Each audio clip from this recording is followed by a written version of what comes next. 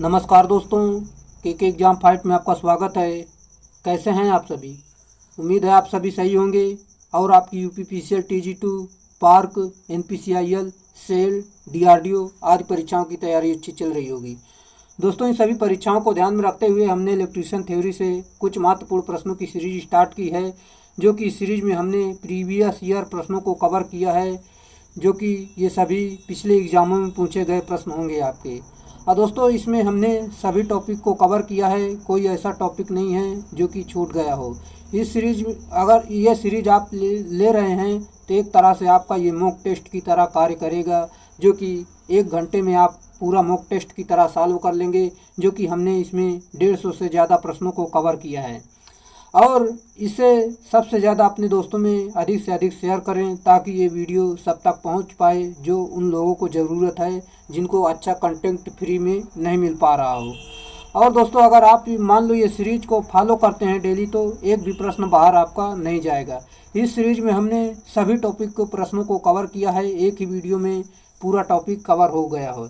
इसी तरह आप अगर पिछले वीडियो को नहीं देखा है तो वो सारी वीडियो ज़रूर देख लें, क्योंकि हम कोई ऐसा प्रश्न नहीं है जो कि एक वीडियो से दूसरी वीडियो में रिपीट हो रहा हो। चलिए, ये सारी प्रश्न कराने से पहले आपसे रिक्वेस्ट है, अगर आप चैनल पर नए हैं तो चैनल को सब्सक्राइब कर लीजिए और अपने दोस्तों में शेयर जरूर करिए। वीडियो अच्छा लगे तो वीडियो को लाइक जरूर करना है। चलिए, जैसा कि आज का हमारा प्रश्न है, माइक्रोमीटर का प्रयोग करने से पूर्व क्या करना चाहिए? सही उत्तर, हाथों को भली प्रकार साफ कर लेना चाहिए। माइक्रोमीटर की शून्य त्रुटि पर समायोजित कर लेना चाहिए। माइक्रोमीटर को साफ कपड़े से साफ कर लेना चाहिए। ये सारे कार्य कर लेना चाहिए। ये इसका ऑप्शन नंबर डी सही उत्तर होगा। चलिए, अगला प्रश्न दिया गया है, जो कि यहाँ पर हम आपको बता देते हैं। स्पार्क प्लग आदि का एयर गैप नापने के लिए प्रयोग किया जाने वाला यंत्र है। सही उत्तर फीलर गेज, ये इसका सही उत्तर है। जैसा कि फीलर गेज द्वारा एक एयर गैप का गैप विड्थ मापा जाता है। फीलर गेज अभियांत्रिक में सबसे ज़्यादा प्रयोग होता है। इसके 2 पार्ट के बीच क्लियरेंस को मापता है, ये आप जरूर याद रखें। अगला प्रश्न हमारा दिया गया है, छोटे तार और केबल को जब वे टर्मिनल के बहुत समीप होते हैं तो काटने के लिए जिस टूल का प्रयोग करते हैं वह कहलाता है। सही उत्तर हमारा, जो कि तिरछा काट प्लायर, ये इसका सही उत्तर होगा। जैसा कि यहाँ पर देख लेते हैं, छोटे तार और केबलों के जब वे टर्मिनल के बहुत समीप होते हैं, काटने के लिए तिरछा काट प्लायर टूल का प्रयोग किया जाता है। यह 15 सेंटीमीटर लंबा इंसुलेटेड दस्ते वाला, लंबी व चपटी चोंच वाला होता है। अगला है, सॉकेट से सुंडाकार शंख बर्मा के अपनयन निकालने के लिए आप कौन से औजार का प्रयोग करेंगे? सही उत्तर आपका हो जाएगा, जो कि ड्रिफ्ट का प्रयोग करेंगे, ये इसका सही उत्तर है। जो कि यहाँ पर हम आपको बता देते हैं, सॉकेट से सुंडाकार शंख बर्मा अपनयन निकालने के लिए ड्रिफ्ट औजार का प्रयोग करेंगे। ड्रिफ्ट औजार एक हस्तचालित औजार है। इसे पाना, रिंच एवं स्पाइनर आदि या सॉकेट से सुंडाकार शंख बर्मा निकालने में प्रयोग होता है। अगला प्रश्न हमारा दिया गया है, यदि किसी भी समानांतर सर्किट में समांतर प्रतिरोधकों को एक सर्किट से हटा दिया जाता है तो कुल प्रतिरोध होगा। सही उत्तर आपका हो जाएगा, जैसा कि यहाँ पर हम आपको बता दें, बढ़ता है, ये इसका सही उत्तर है। चलिए, अगला प्रश्न। यहाँ पर पहले पूरी जानकारी आपको दे देते हैं, जो कि समांतर परिपथ में कुल प्रतिरोध का मान सबसे कम मान के प्रतिरोध से भी कम होता है। और समांतर परिपथ में समांतर प्रतिरोधकों में से एक प्रतिरोध को हटा लेने पर कुल प्रतिरोध का मान बढ़ जाता है, अर्थात प्रतिरोध का मान पहले की तुलना में बढ़ जाता है। अगला प्रश्न, प्रतिरोधों के समांतर समायोजन का तुल्य प्रतिरोध कितना होता है? सही उत्तर हमारा है, जो कि ऑप्शन नंबर बी, प्रतिरोधों में से निम्नतम मान वाले प्रतिरोधों से कम, ये इसका सही उत्तर है। चलिए, जबकि श्रेणी में आपका जो होता है, श्रेणी संयोजन में तुल्य प्रतिरोध से भी अधिक होता है, यानी जो सबसे बड़ा होता है उससे भी अधिक होता है। चलिए, अगला प्रश्न हमारा दिया गया है, एक समानांतर सर्किट में डेड डैश की संख्या बढ़ने से प्रतिरोध घटने लगता है। इसका सही उत्तर आपका हो जाएगा, जो कि ऑप्शन नंबर ए, रजिस्टर, ये इसका सही उत्तर है। चलिए, अगला प्रश्न हमारा दिया गया है, यदि समानांतर में जुड़े हुए 4 बराबर प्रतिरोधकों का तुल्य प्रतिरोध R है, तो प्रत्येक प्रतिरोध का मान आपको बताना है। चलिए जैसा कि यहाँ पर हम आपको बता देते हैं, यहाँ पर आपका कुल प्रतिरोध जैसा कि दिया गया है, जो कि तुल्य प्रतिरोध R है, यानी आपका 1/R बराबर, यानी इतना कुल प्रतिरोध R है, यानी आपका यहाँ पर R दिया गया है, जो कि यहाँ पर देख सकते हैं। और यहाँ पर हम सॉल्व करते हैं, जो कि 1 यानी कितने प्रतिरोध हैं, जो कि 4 प्रतिरोध हैं, 4 रखेंगे, कितने हैं 4 से 4 का भाग दे देंगे तो यहाँ पर आपका 1 आ जाएगा। 1 किसके बराबर है, जो कि R के, यानी आपका R इसमें सही उत्तर हो जाएगा। आप इसे ज़रूर याद रखें, जो कि इस प्रकार इसे सॉल्व करेंगे आपका R आ जाएगा, यहाँ पर देख सकते हैं। चलिए हम अगले प्रश्न की तरफ चलते हैं। जैसा कि यहाँ पर हम आपको बता देते हैं, समानांतर संयोजन में कुल प्रतिरोध है, सही उत्तर आपका है, जो कि ऑप्शन नंबर ए घटता है, ये इसका सही उत्तर है। चलिए अगला प्रश्न हमारा दिया गया है, जो कि आप देख सकते हैं यहाँ पर, जैसा कि द्रव द्वारा प्रदर्शित प्रवाह के प्रतिरोध को डेड डैश कहते हैं। राइट आंसर आपका, जो कि ऑप्शन नंबर बी श्यानता कहते हैं, ये इसका सही उत्तर है। जैसा कि जिस प्रकार से धारा के प्रवाह को रोकने के लिए प्रतिरोध का प्रयोग किया जाता है, उसी प्रकार द्रव के प्रवाह अर्थात सतह पर लगने वाले प्रतिरोध श्यानता कहलाता है। अगला प्रश्न हमारा दिया गया है, निम्नलिखित अवयवों के नाम चिन्ह के मिलाप में से गलत को बताना है आपको। जैसा कि सल्फर एस से होता है, नाइट्रोजन ये सही है आपका, पोटेशियम के से होता है, आयरन यानी लोहा जो होता है आपका, ये इसे इसका प्रतीक चिन्ह एफ होता है, यही आपका गलत है, ऑप्शन नंबर डी सही उत्तर है।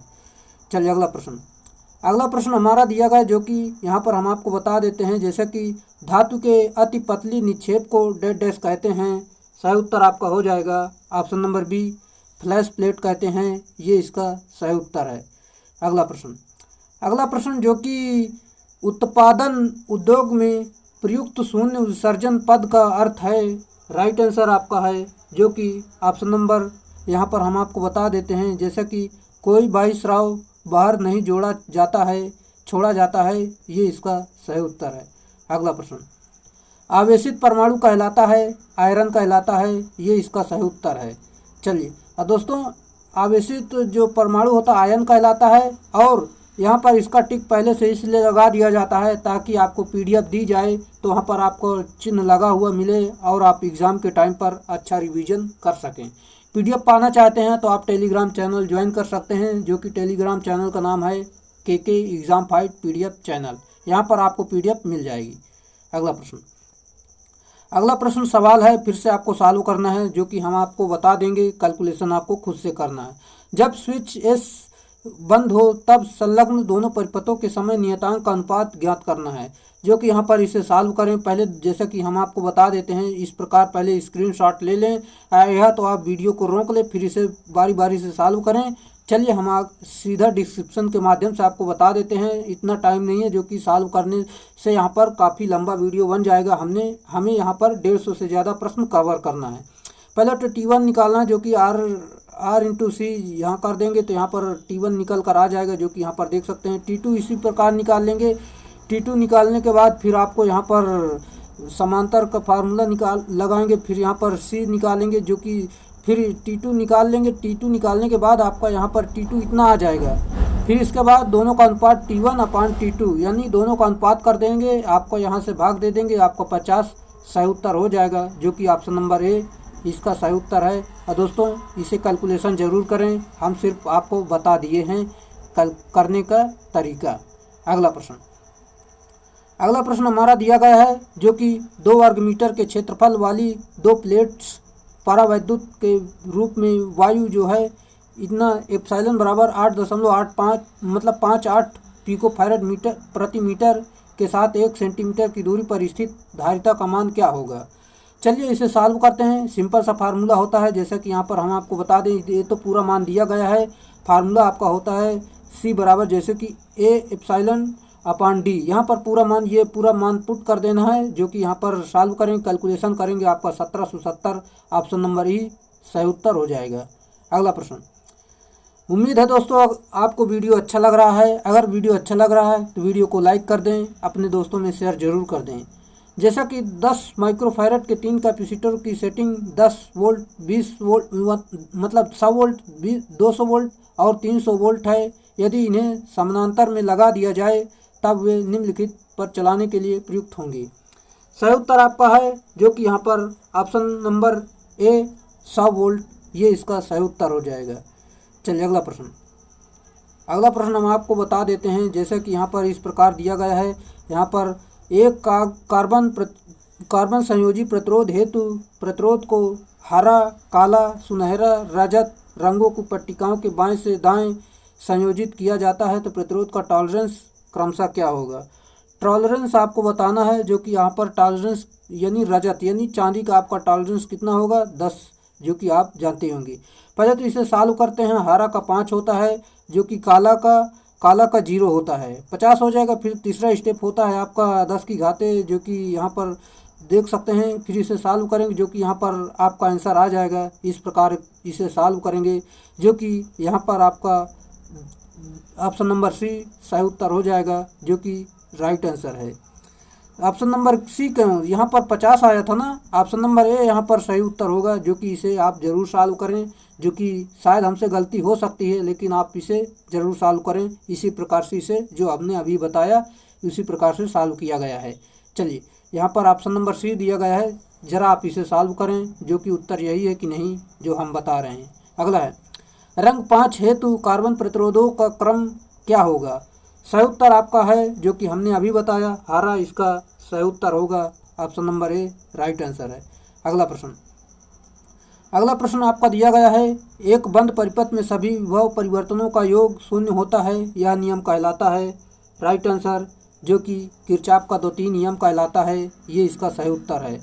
सिंपल सा है, जो कि एक बंद परिपथ में सभी विभवों परिवर्तनों का योग शून्य होता है, यह नियम किरचॉफ का 2-3 नियम कहलाता है। आप इसे जरूर याद रखें। अगला प्रश्न, किरचॉफ का नियम इसके साथ लागू नहीं होता है। राइट आंसर, जो कि आपका वितरित मानकों के साथ लागू नहीं होता है, ये इसका सही उत्तर है। जैसा कि किरचॉफ का नियम वितरित मानकों पर लागू नहीं होता है, किरचॉफ का नियम रैखिक, अरैखिक, निष्क्रिय परिपथों पर लागू होता है। अगला प्रश्न, स्टार कनेक्शन में न्यूट्रल तार डेड डैश के सामान्य पॉइंट से लिया जाता है। राइट आंसर आपका हो जाएगा, जो कि 3 वाइंडिंग, ये इसका सही उत्तर है। चलिए जैसा कि यहाँ पर एक बार फिर से बता देते हैं, स्टार कनेक्शन में न्यूट्रल तार 3 वाइंडिंग के सामान्य पॉइंट से लिया जाता है। तार प्रतिरोध सामान्य एवं कंपोनेंट से लिया जाता है। अगला है, संतुलित लोड से जुड़े 3 फेज वाले स्टार में न्यूट्रल में करंट डेड डैश होता है। राइट आंसर आपका है, जो कि 0 होता है, ये इसका सही उत्तर है। अगला प्रश्न आपका दिया गया है, एक स्टार कनेक्टेड प्रणाली में लाइन वोल्टेज किसके बराबर होती है। सही उत्तर, जो कि यहाँ पर हम आपको बता देते हैं। जैसा कि पहले इसे देखते हैं, जो कि लाइन वोल्टेज जो है, लाइन वोल्टेज मतलब वोल्टेज यहाँ पर देख सकते हैं फेज वोल्टेज के √3 गुना होती है। और स्टार में देख सकते हैं डेल्टा में इस प्रकार लाइन धारा यहाँ पर देख सकते हैं फेज धारा के √3 गुना होती है। इस प्रकार आप इसे जरूर याद रखें। डेल्टा कनेक्शन इस प्रकार का होता है, स्टार कनेक्शन इस प्रकार का होता है, इसे आप जरूर याद रखें। यानी ऑप्शन नंबर ए इसका सही उत्तर हो जाएगा। चलिए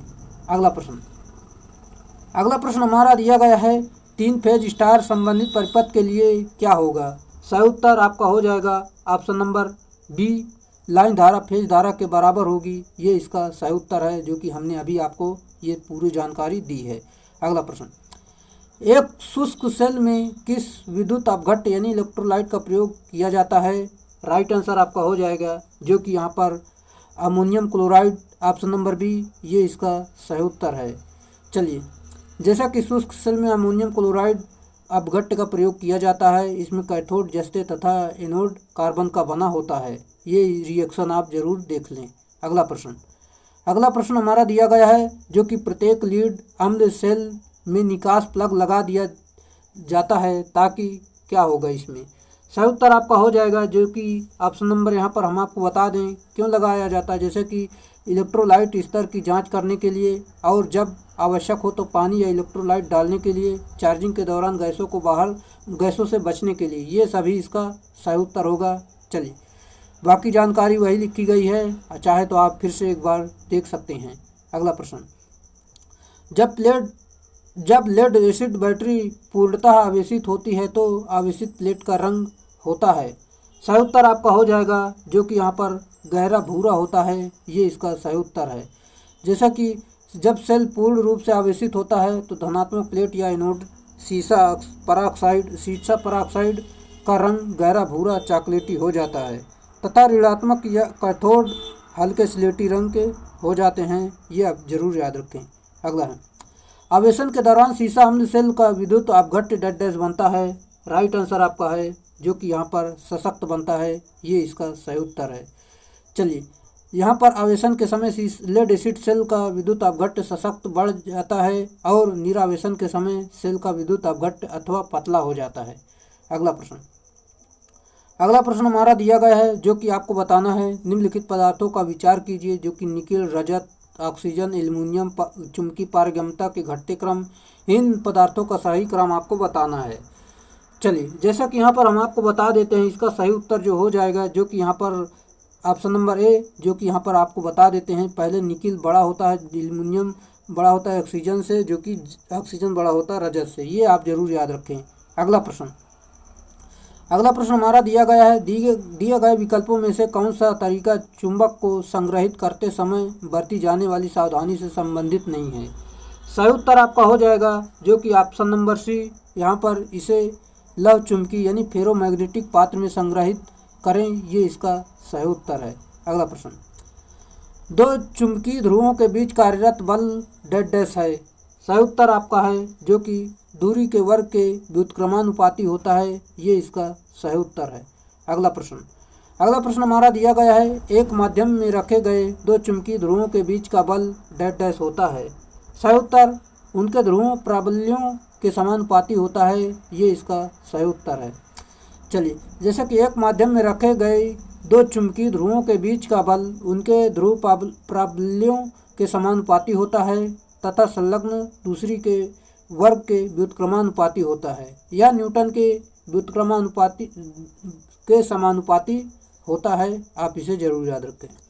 चुंबकीय बल का नियम किसने दिया था? सही उत्तर आपका है जो कि ऑप्शन नंबर डी, कूलाम ने दिया, ये इसका सही उत्तर है।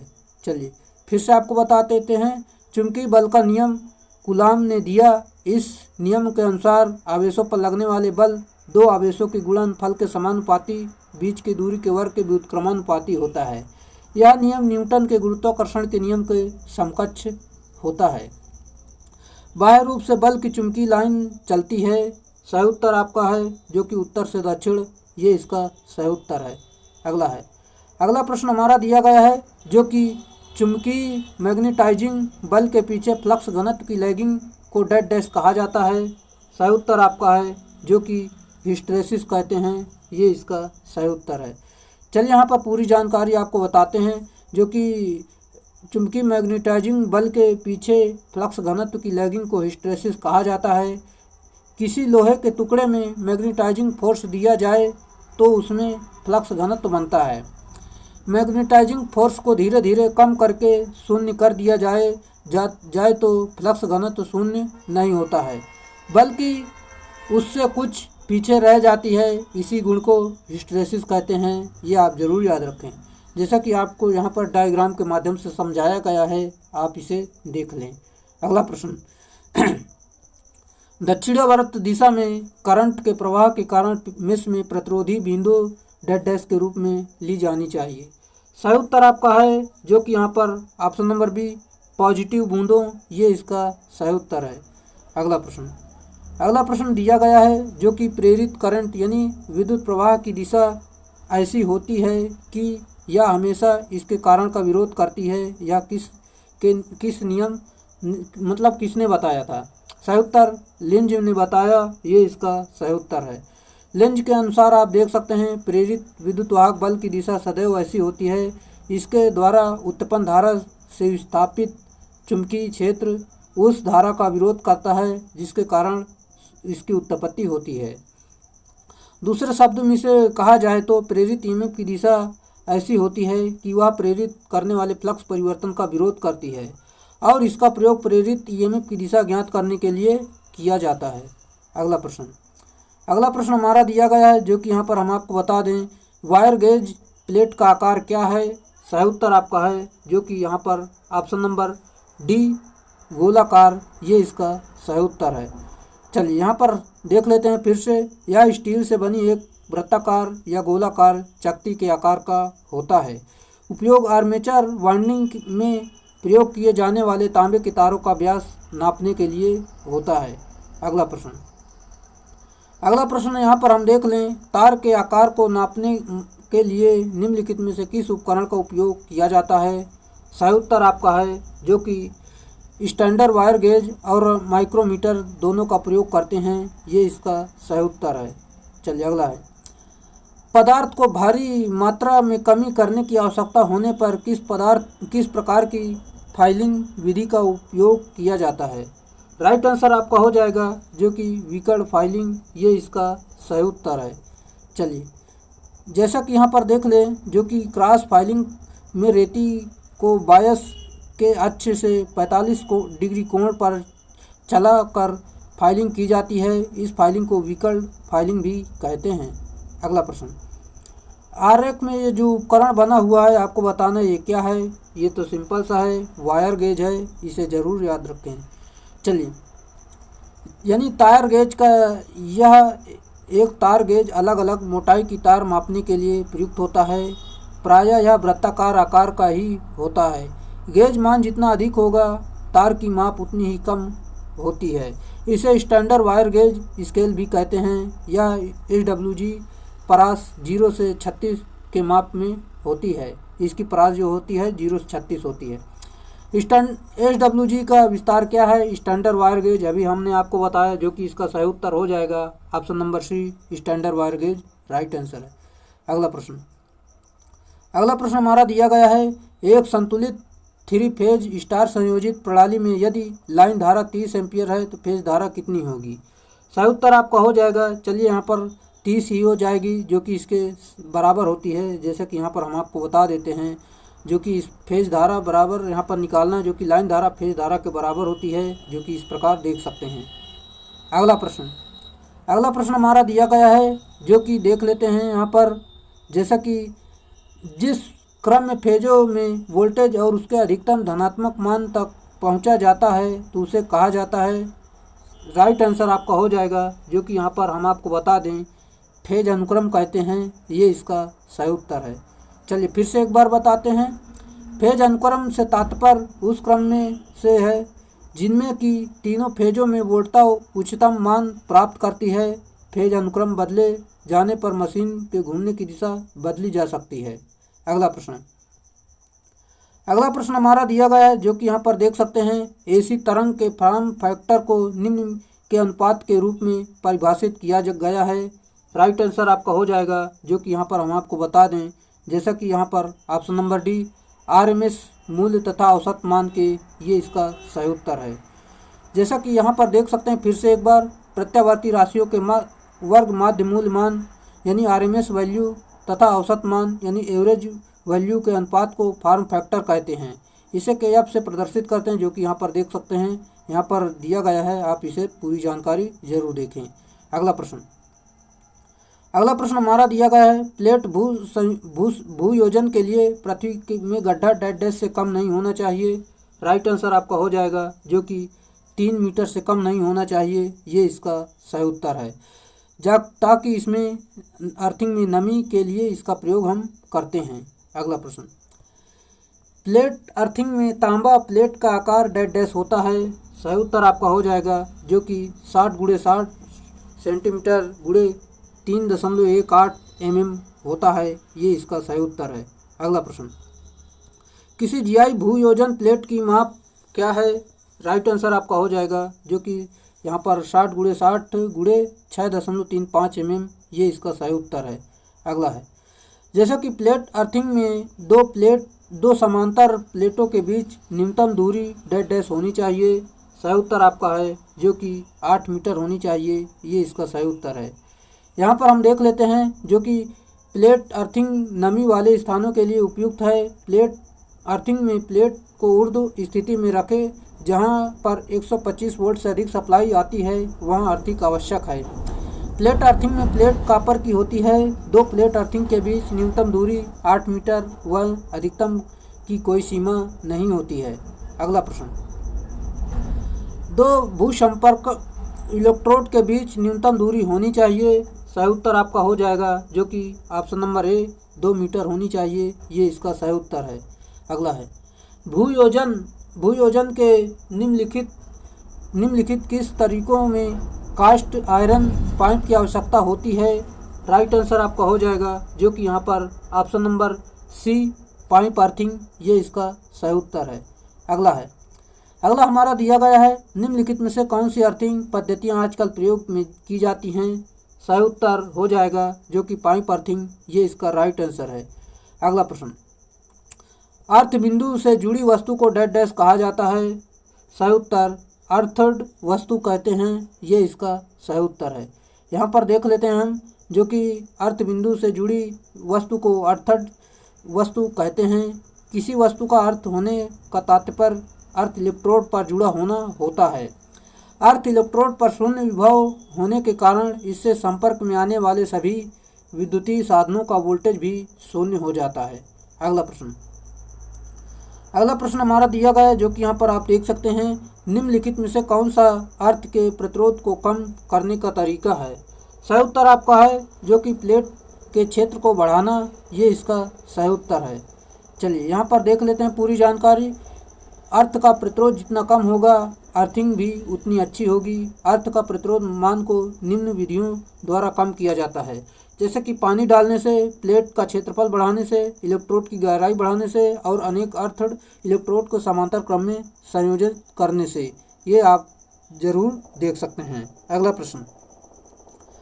प्रश्न हमारा दिया गया है जो कि निम्नलिखित में से कौन सी पृथ्वी के प्रतिरोध को कम करने की एक विधि है। राइट आंसर आपका हो जाएगा जो कि यहाँ पर ऑप्शन नंबर ए पानी डालना, ये इसका सही उत्तर है। जो कि हमने यहाँ पर पूरी जानकारी दे दी है, आप इसे ज़रूर पढ़ लें। अगला प्रश्न हमारा दिया गया है जो कि बिजली स्थापन यानी अधिष्ठापन में सही तरीके से भू संयोजन यानी अर्थिंग धातु उपयोग करने का कारण डैश डैश प्रदान करता है। सही उत्तर आपका हो जाएगा भू लीकेज करंट के लिए अल्प प्रतिरोध डिस्चार्ज पथ, ये इसका राइट आंसर है। अगला प्रश्न, इंडियन इलेक्ट्रिसिटी नियम 88 के अनुसार प्रत्येक गार्ड वायर का वास्तविक विभाजन सामर्थ्य डैश डैश से कम नहीं होना चाहिए। सही उत्तर आपका हो जाएगा जो कि यहाँ पर ऑप्शन नंबर सी 635.02 किलोग्राम से अधिक नहीं होना यानी कम नहीं होना चाहिए, ये इसका सही उत्तर है। चलिए अगला प्रश्न, IS 12640 और 1988 बताता है कि अवशिष्ट विद्युत वहन से संचालित परिपथ के लिए मान्य आवृत्ति डैश डैश होनी चाहिए। सही उत्तर आपका हो जाएगा जो कि यहाँ पर ऑप्शन नंबर बी 50 हर्ट्ज, ये इसका सही उत्तर है। चलिए एक बार फिर से आपको बताते हैं जो कि IS नियम जो है 12640 1988 बताता है कि अवशिष्ट विद्युत धारा से संचालित परिपथ के लिए मान्य आवृत्ति 50 हर्ट्ज होती है। जहां IS अर्थात इंटरनल स्टैंडर्ड होता है एवं अवशिष्ट धारा को रेजिडुअल धारा भी कहा जाता है जो काम की नहीं होती है। अगला प्रश्न, 5 या 15 एम्पियर 250 वोल्ट विद्युत सहायक उपकरण की रेटिंग को BIS 1293 से 1988 के अनुसार वर्ष में डैश डैश 6 से या 16 में परिवर्तित कर दिया गया है। सही उत्तर आपका हो जाएगा जो कि यहाँ पर ऑप्शन नंबर सी 1991, ये इसका सही उत्तर है। चलिए यहाँ पर BIS का पूरा नाम ब्यूरो ऑफ इंडियन स्टैंडर्ड होता है, आप इसे ज़रूर याद रखें। अगला है, सामान्यतः बस बार को डैश डैश से कम ऊंचाई पर खड़ा नहीं करना चाहिए।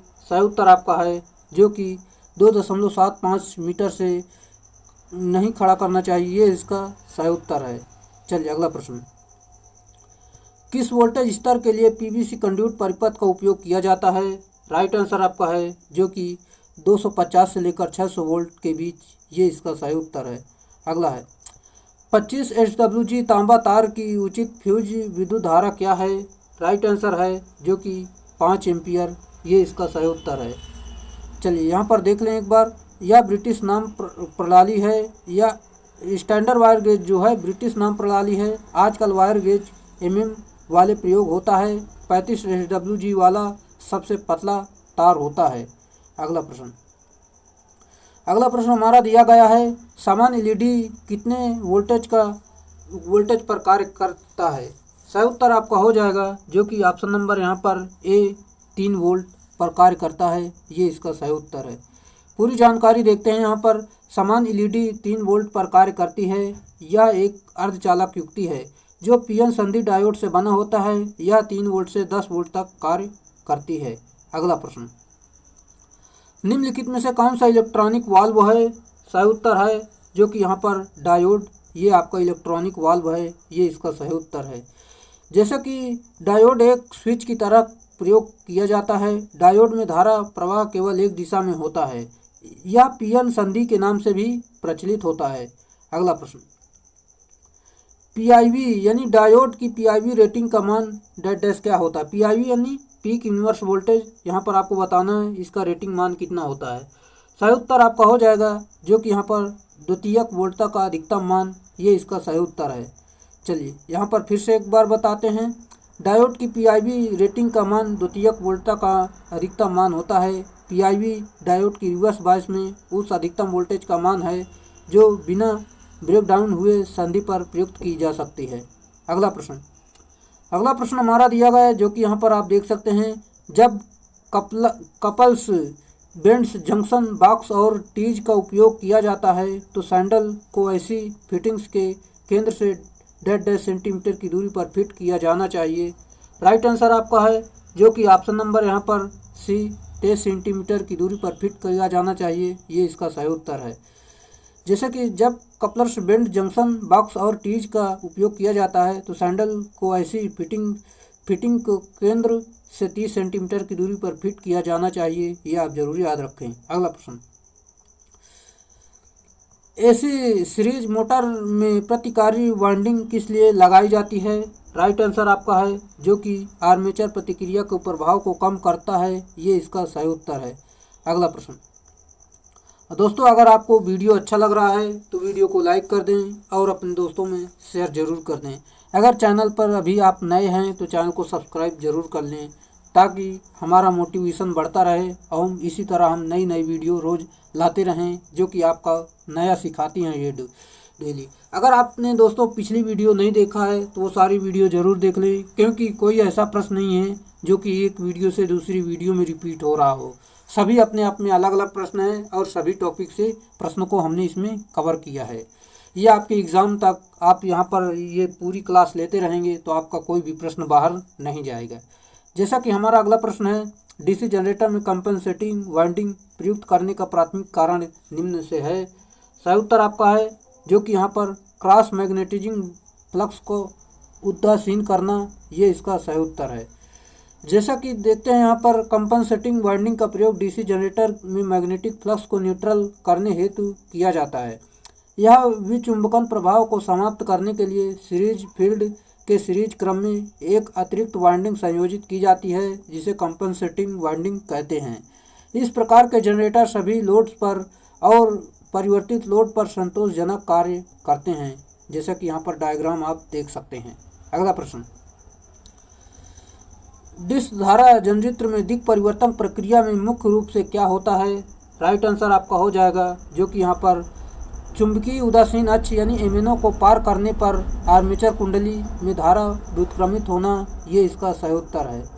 चलिए अगला प्रश्न हमारा दिया गया है जो कि यहाँ पर देख सकते हैं, डीसी जनरेटर में निम्नलिखित में से किसके द्वारा दिक् परिवर्तन यानी कम्यूटेशन में सुधार किया जा सकता है?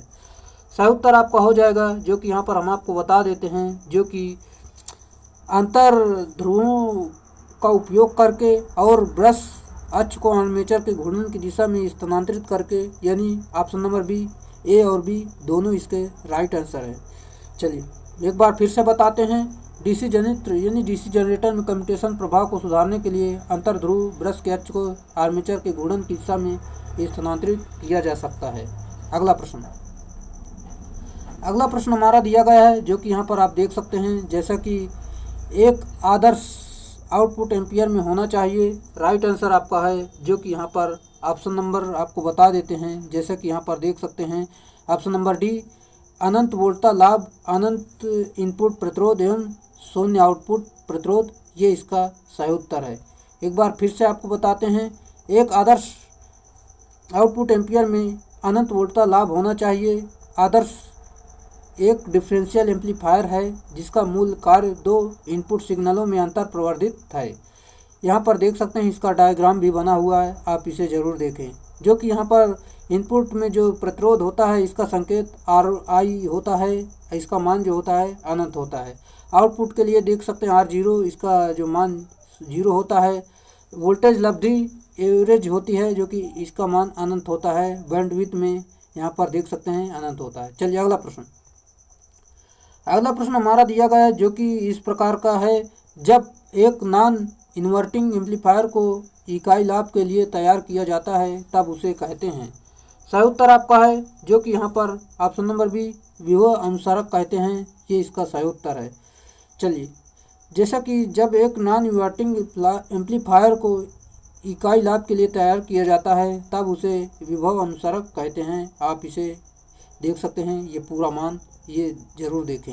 अगला प्रश्न, डेड डैश एक एक्साइटेशन अल्टरनेटर में रोटर के रूप में कार्य करता है। राइट आंसर आपका हो जाएगा, जो कि आर्मेचर, ये इसका सही उत्तर है। अगला प्रश्न, मुख्य पोल रोटर का उपयोग उच्च गति टर्बो वैकल्पिक के लिए नहीं किया जाता है, क्योंकि सही उत्तर, जो कि यहाँ पर हम आपको बता दें, उच्च केंद्र पसारक बल और विंडोज नुकसान, ऑप्शन नंबर डी इसका सही उत्तर है। यहाँ पर देख लेते हैं, जो कि अल्टरनेटर के रोटर में ज़्यादातर सैलिएंट पोल का रोटर का उपयोग होता है, जो कि धीमी गति के अल्टरनेटर में उपयोग होता है, चूँकि उसका व्यास बड़ा तथा छोटी एक्सियल लंबाई होती है। अगला प्रश्न, घूर्णन आर्मेचर से युक्त एक त्रिफेजी डेल्टा संबंध प्रत्यावर्तित के डेड डैश होते हैं। राइट आंसर आपका है, जो कि 3 स्लिप, ये इसका सही उत्तर है। जैसा कि यहाँ पर हम आपको बता देते हैं, घूर्णन आर्मेचर से युक्त एक त्रिफेजी डेल्टा संबंध प्रत्यावर्तित के 3 स्लिप रिंग होते हैं। इस प्रकार स्टार संबंध प्रत्यावर्तित में 4 स्लिप रिंग होते हैं। अगला है, स्थिर चुंबकीय क्षेत्र प्रकार के प्रत्यावर्तित के भार में जनित एसी किस प्रकार से संबंधित किया जाता है। राइट आंसर आपका है, स्लिप रिंग के जरिए, ये इसका सही उत्तर है। चलिए अगला प्रश्न, प्रत्यावर्तित में रोटर तथा भार के मध्य स्लिप रिंग का प्रयोग किया जाता है। ज्ञात रहे कि प्रत्यावर्ती द्वारा बड़े स्तर पर यांत्रिक ऊर्जा को विद्युत ऊर्जा में परिवर्तित किया जाता है। इस प्रकार की मशीनों में आर्मेचर स्थिर प्रकार का होता है, ये मान आप जरूर याद रखें। अल्टरनेटर में घूर्णी भाग में डेड डैश होता है। राइट आंसर आपका है, जो कि स्लिप रिंग होता है, ये इसका सही उत्तर है। चलिए यहाँ पर हम आपको बता देते हैं, अल्टरनेटर में घूर्णी भाग स्लिप रिंग होती है। अल्टरनेटर प्रायः यांत्रिक ऊर्जा को विद्युत ऊर्जा में बदलता है। अल्टरनेटर में घूर्णी चुंबकीय क्षेत्र तथा स्थिर आर्मेचर सर्वाधिक उपयुक्त चुंबकीय क्षेत्र है। अगला प्रश्न, एसी जनित्र का एक भाग जो कुंडली के बाह्य परिपथ विद्युत धारा को पारित करता है, वह डेड डैश है। राइट आंसर आपका है, जो कि यहाँ पर ब्रश, ये इसका सही उत्तर है। यहाँ पर हम देख लेते हैं, जो कि यहाँ पर दिया गया है आपका, अल्टरनेटर में ब्रश फील्ड को शक्ति प्रदान करता है, जो कि यांत्रिक रूप से घूमती हुई शाफ्ट पर लगा हुआ होता है। छोटी मशीनें में ब्रश जो होते हैं कार्बन के बने होते हैं, जो कि कार्बन के ऋणात्मक ताप गुणांक का कारण होते हैं। बड़ी मशीनों में ब्रश जो होते हैं तांबा तथा कार्बन की मिश्र धातु से बने होते हैं, ये आप जरूर याद रखें। अगला प्रश्न हमारा दिया गया है, जो कि आपका एक 15 वाट क्षमता के सोल्डरिंग आयरन को निरंतरता परीक्षण के लिए टेस्ट लैंप की श्रेणी में संयोजित किया जाता है, तो लैंप प्रकाशित नहीं होता है, परंतु लैंप की ब्रॉड्स पर स्पार्क होता है, तो इसका क्या कारण है।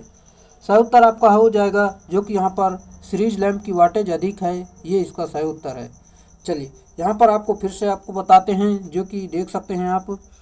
एक 15 वाट क्षमता के सोल्डरिंग आयरन को निरंतरता यानी कंटिन्यूटी टेस्ट के लिए टेस्ट लैंप को सीरीज में संयोजित किया जाता है, जो लैंप के प्रकाशित नहीं होता है, परंतु लैंप की प्लॉट पर स्पार्क पैदा होता है। इसका कारण है कि सीरीज लैंप में वाटेज अधिक होने पर स्पार्क करता है। अगला प्रश्न, एनई कोड के अनुसार न्यूट्रल लाइन के लिए केबल का रंग होता है। सही उत्तर, न्यूट्रल के लिए जो होता है वो काला होता है, ये इसका सही उत्तर है। यहाँ पर हम आपको बता देते हैं, जो कि यहाँ पर दिया गया है, एनई कोड के अनुसार न्यूट्रल के लिए केबल का रंग काला होना चाहिए। अधिकतम शक्ति जो है 3000 वाट होती है। अगला प्रश्न, चित्र में दर्शाए गए टर्मिनल M1 तथा M2 को आपस में अंतः परिवर्तित कर दिया जाए तो क्या होगा। सही उत्तर आपका हो जाएगा, जो कि यहाँ पर हम आपको बता दें, जैसा कि यहाँ पर इसे पहले डायग्राम देख लें, फिर आपको यहाँ पर आंसर बताना है। जैसा कि मीटर उल्टी दिशा में गति करने लगेगा, ये इसका सही उत्तर है। चलिए देख लें यहाँ पर, जो कि दिया गया है। अगला प्रश्न, सरफेस कंड्यूट वायरिंग में सैंडल के बीच की दूरी डेड डैश से अधिक नहीं होनी चाहिए, 1 मीटर से अधिक नहीं होनी चाहिए, ये इसका सही उत्तर है। अगला प्रश्न, निम्न में से डेड डैश विद्युत ट्रांसफार्मर के प्लेट पर नहीं दिखता है। सही उत्तर आपका हो जाएगा, जो कि ऑप्शन नंबर ए सदिश ग्रुप, ये इसका सही उत्तर है। अगला प्रश्न, यहाँ पर हम आपको बता देते हैं, ट्रांसफार्मर को पुनर्कुंडलित करने के बाद यदि जगह की कमी के कारण दाब प्रक्रिया द्वारा निर्मित कुछ आकार खिंचाव के बिना छोड़ दिए जाते हैं तो ट्रांसफार्मर पर क्या प्रभाव पड़ेगा। सही उत्तर, जो कि यहाँ पर कम वोल्ट एम्पियर मापन, ये इसका सही उत्तर होगा। Option number D right answer है।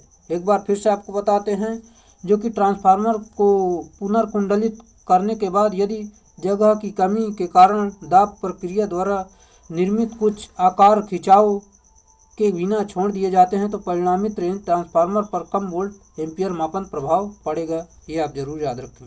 अगला है, निम्नलिखित में से किस ट्रांसफार्मर प्राथमिक वाइंडिंग में से कोर पर एक से अधिक फुल टर्न वाइंडिंग होती है। सही उत्तर आपका हो जाएगा, जो कि यहाँ पर ऑप्शन नंबर डी वाइंड प्रकार का विद्युत ट्रांसफार्मर, ऑप्शन नंबर डी सही उत्तर है। चलिए अगला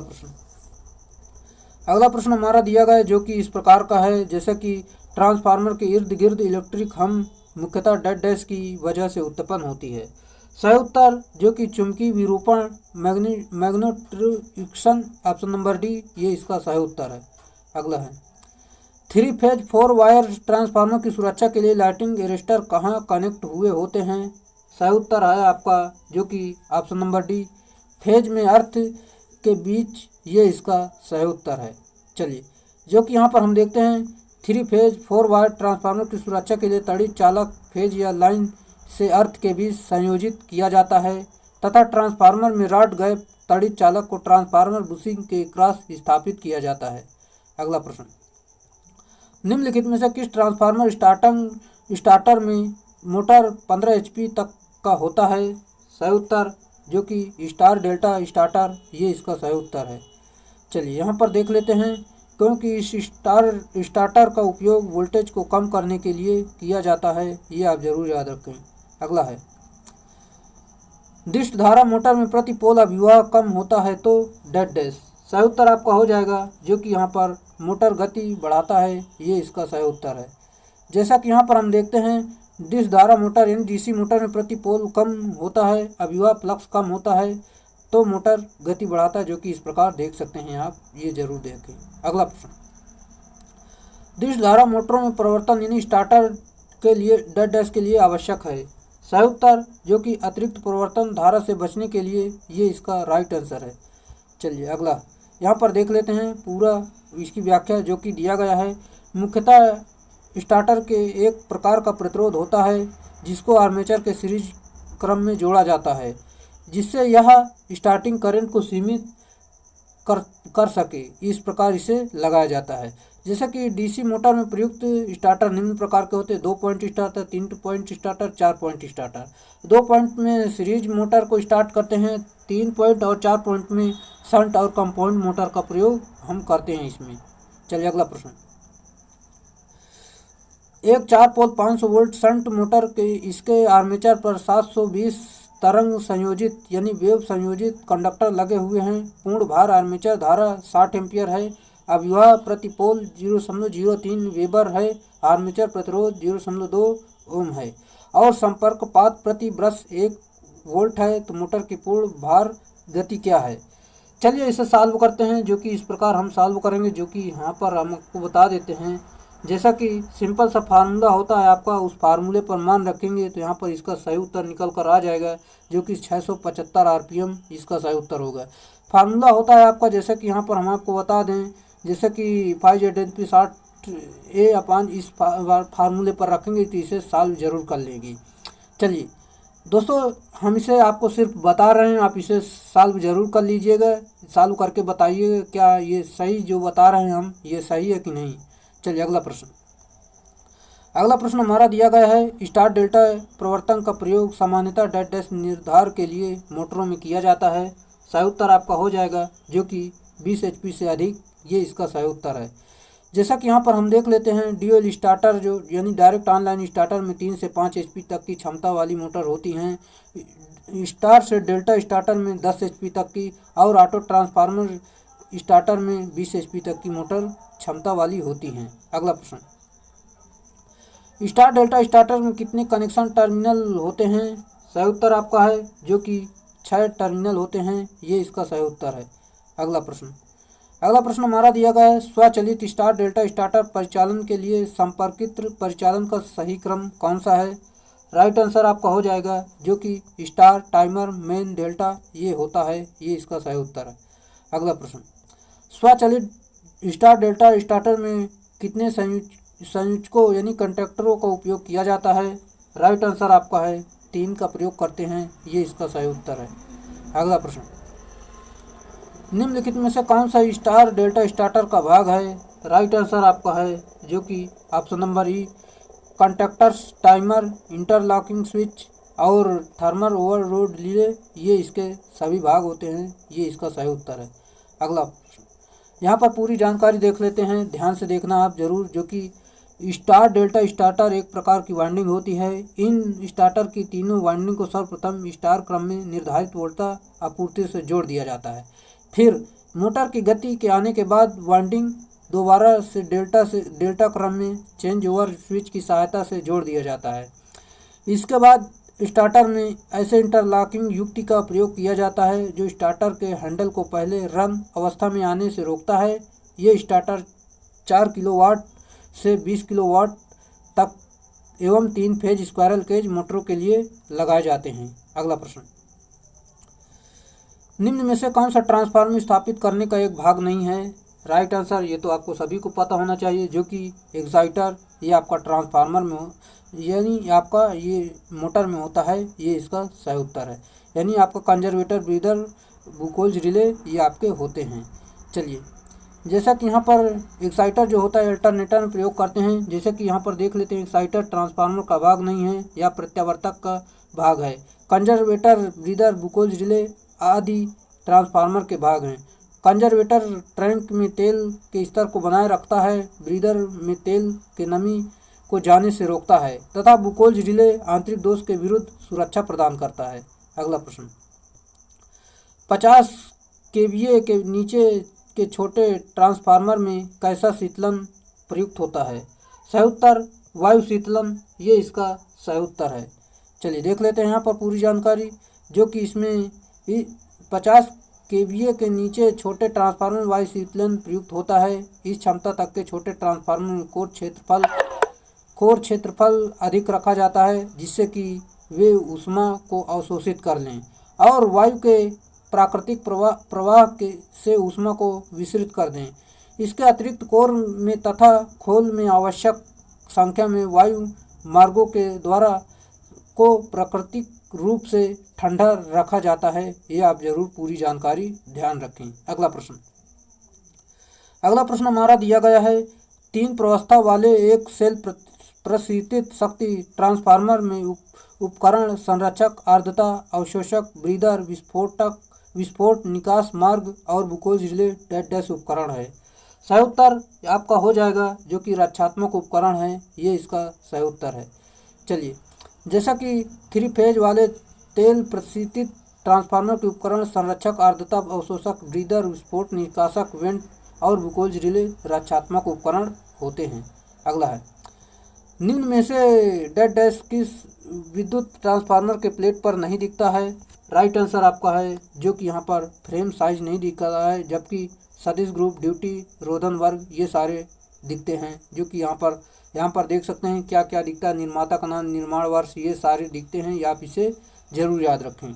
चलिए, अब दोस्तों हम आपको बता दें, अगर आपको वीडियो अच्छा लग रहा है तो वीडियो को लाइक कर दें, अपने दोस्तों में शेयर ज़रूर कर दें, क्योंकि इतनी बड़ी वीडियो में बनाने में काफ़ी मेहनत लगती है, जो कि ये आपके यूपीपीसीएल TG2 के लिए, बार्क के लिए, कोई भी आपका ITI लेवल का एग्ज़ाम हो, अगर इस वीडियो को देख लेते हैं तो एक भी प्रश्न आपका बाहर जाने वाला नहीं है।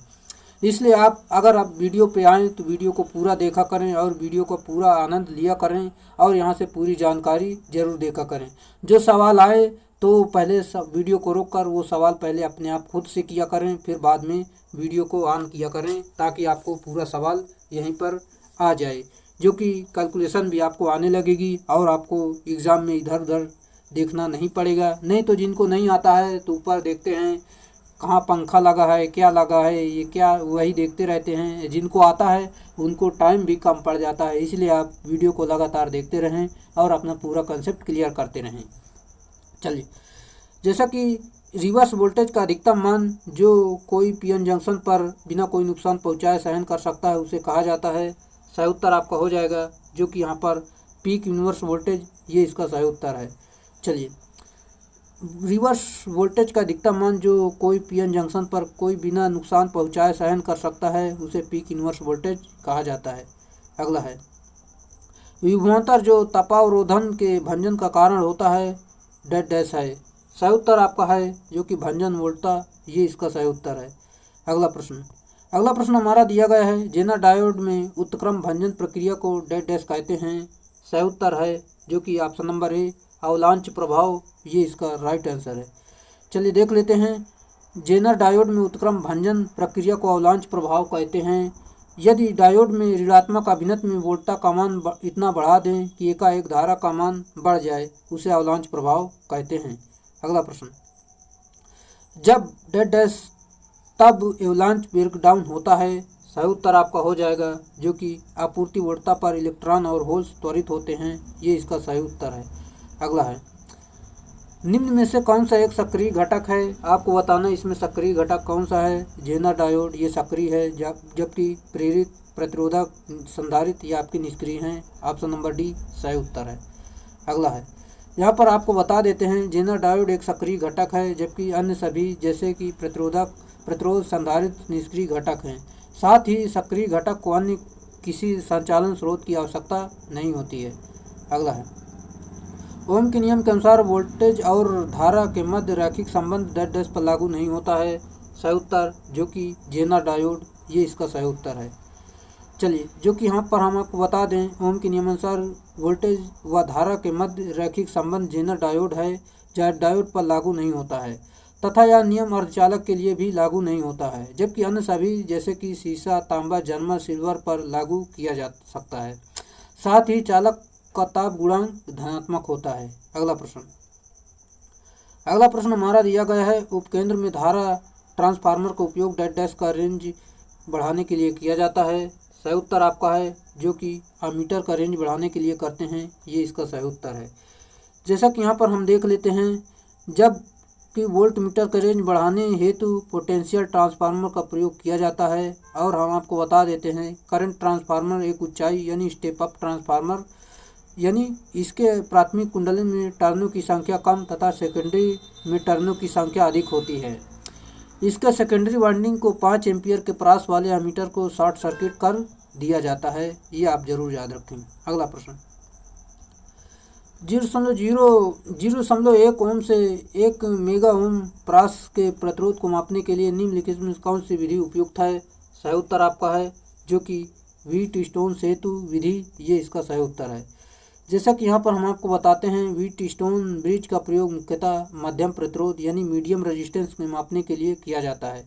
पी क्यू आर एस तीनों प्रतिरोध को हो तो अज्ञात प्रतिरोध आपका हो जाएगा, जो कि यहाँ पर इस फार्मूले से रख कर निकाल सकते हैं, जो कि इस प्रकार दिया गया है। अगला प्रश्न, उस मापन यंत्र को क्या कहते हैं जिसमें नियंत्रण बलाघूर्ण अनुपस्थित होता है?